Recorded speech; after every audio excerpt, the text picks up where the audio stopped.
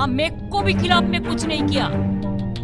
So is it the malafide intention और not? आज जब राजस्थान में इलेक्शन है पॉलिटिकली फाइट करो, मध्य प्रदेश में इलेक्शन है पॉलिटिकली फाइट करो, लेकिन पूरा गवर्नमेंट एम्प्लॉयज को साथ में लेकर अमर अच्छा ज्यादा कुछ नहीं कहेंगे, because I respect the chair. नमस्कार, आप देख रहे हैं न्यूज। चुनाव बेहद नजदीक आ रहे हैं और सभी पार्टी अपने चुनावी उम्मीदवारों की घोषणा कर रही है।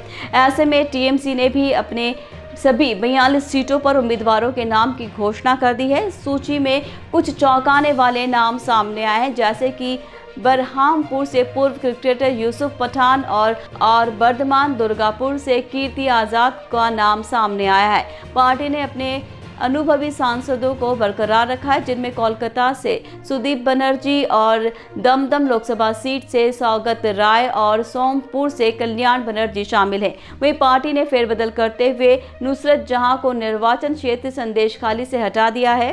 पार्टी ने उधर लोकप्रिय बंगाली अभिनेता रचना बनर्जी को हुगली से और जून मालिया को मदीनीपुर से मैदान में उतारने का ऐलान किया है। पार्टी ने बड़ा फैसला लेते हुए साल 2021 में आसनसोल में उपचुनाव जीतने वाले शत्रुघ्न सिन्हा को आसनसोल से मैदान में उतारा है।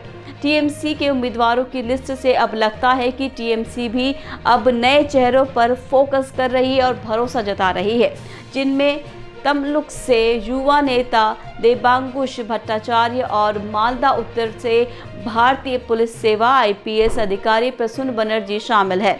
बनर्जी ने कुछ दिन पहले ही सेवा से इस्तीफा दिया था।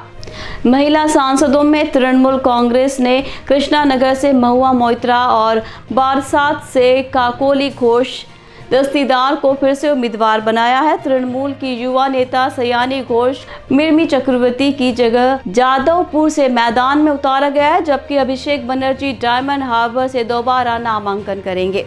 टीएमसी ने भाजपा के 2 विधायक कृष्णा कायलानी और मुकुट मणि अधिकारी को भी मैदान में उतारा है, जो साल 2021 में भाजपा के टिकट पर जीते थे, जो बाद में तृणमूल में शामिल हो गए थे। उन्हें उत्तर बंगाल के रायगंज और दक्षिण बंगाल के राणाघाट से लोकसभा टिकट दिया गया है।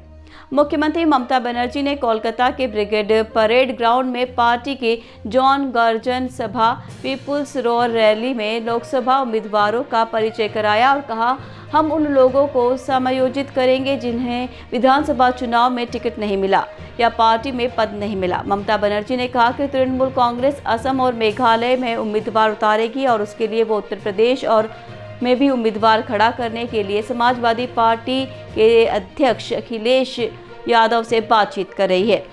उधर कांग्रेस नेतृत्व ने टीएमसी द्वारा लोकसभा चुनाव के लिए उम्मीदवारों की एक तरफा घोषणा करने पर प्रतिक्रिया व्यक्त की है।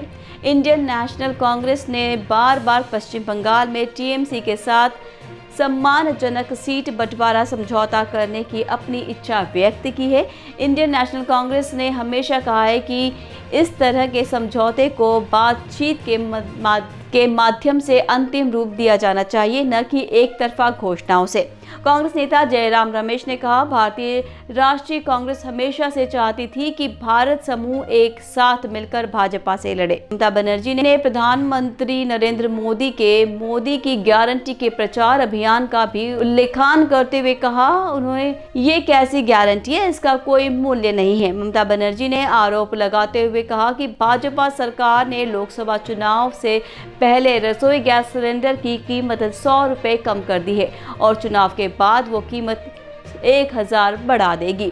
उन्होंने महात्मा गांधी राष्ट्रीय ग्रामीण रोजगार गारंटी अधिनियम, मनरेगा और प्रधानमंत्री आवास योजना के लिए मजदूर के रूप में दिए गए धन की हेराफेरी के आरोपों का खंडन करते हुए कहा कि फंड्स कुछ वर्षों से जारी नहीं किया गया था, इसीलिए उनके दुरुपयोग का सवाल ही नहीं उठता है।